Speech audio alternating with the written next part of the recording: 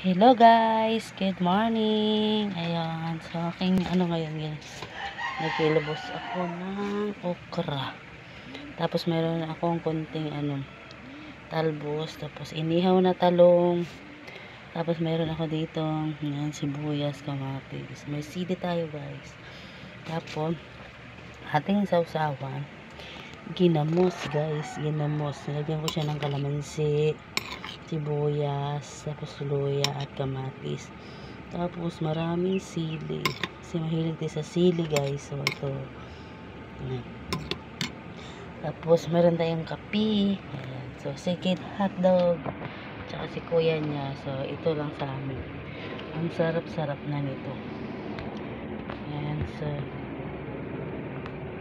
okra, malambot yung okra.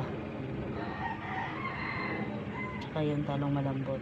Okra malambot din siya. Ayan. So kain tayo guys. Let's eat po.